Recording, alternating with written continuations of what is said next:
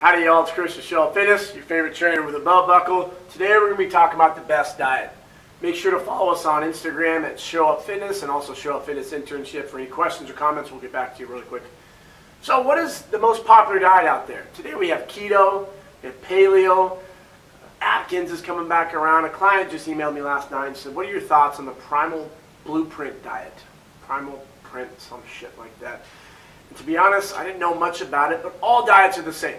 If they create a deficit, it will work. The big question is it going to work for you? So I responded to her. I said, can you drink whiskey on it? And she chuckled. She said, no. I said, the diet sucks then. The thing with diets today, people want the quick fix. We want a supplement that's going to change our body in a couple days. It's not going to happen, and I'm sorry. You need to find a diet that works for you. Now with keto, it's popular today because of CrossFit. Very low carbs. You're looking at like less than 25 grams. You're going to get into ketosis, where you're burning fat and blah, blah, blah. You can get into the details on that one. I don't want to right now. The big question is it working for you? If it is, great, but I don't need to do that. So my challenge to this client was try the no grain diet. Try something and then modify it after a month. If you love grains and breads and rices, that's okay. Those are not bad for you, but I'm going to challenge you with at least a template for something. So eliminate rices and breads and grains. Do that for a month. See how you feel. Don't do it for a week. Don't try. That's the thing with detoxes I hate, because it's just for a couple days. Try something for a solid month. Analyze it and see how it works. So you need the most popular ones, the ones I just talked about.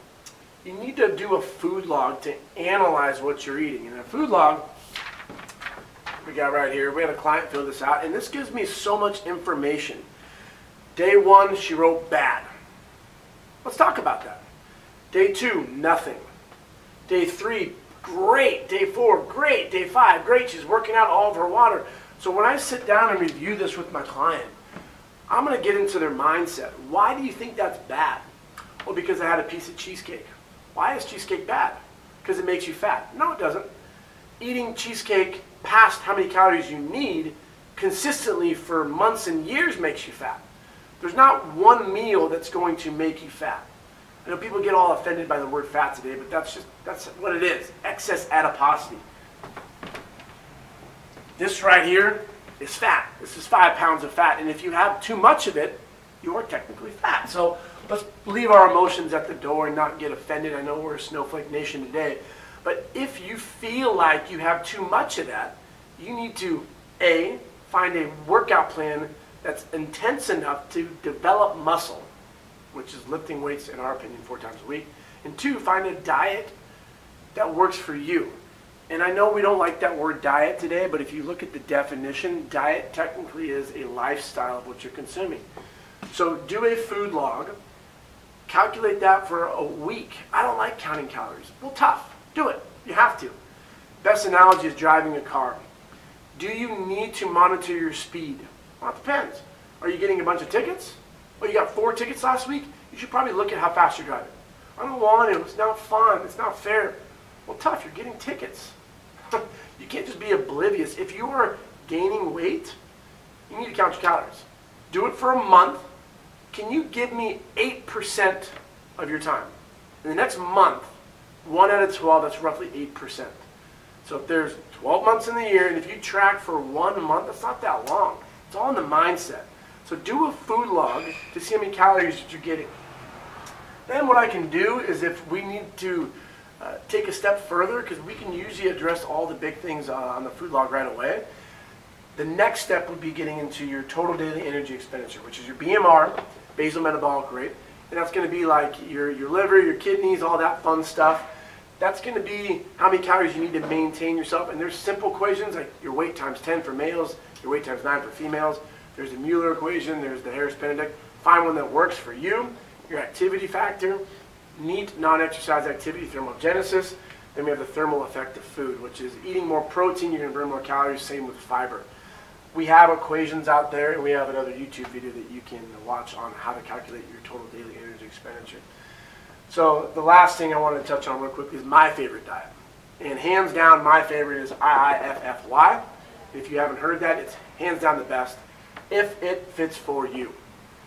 Funny, kind of like if it fits your macros, but this is what it is. Start with a template.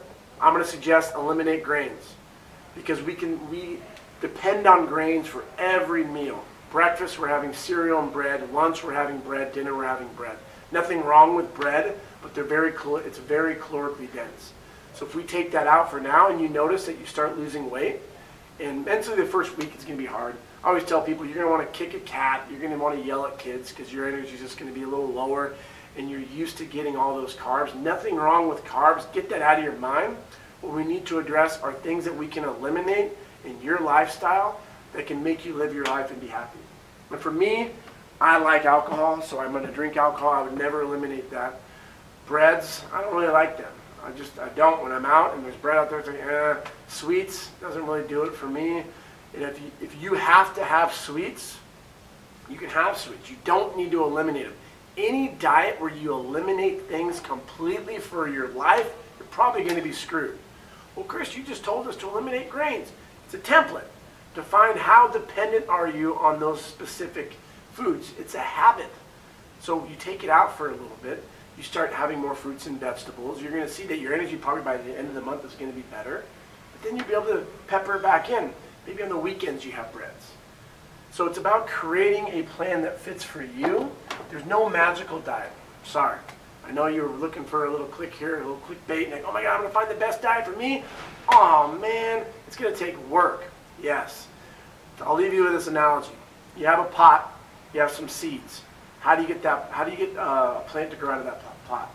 There's no secret recipe. You put in some soil, you put the seeds in there, you put water, give it some sunshine and rain, and most importantly, patience. Patience is going to get you the best body ever.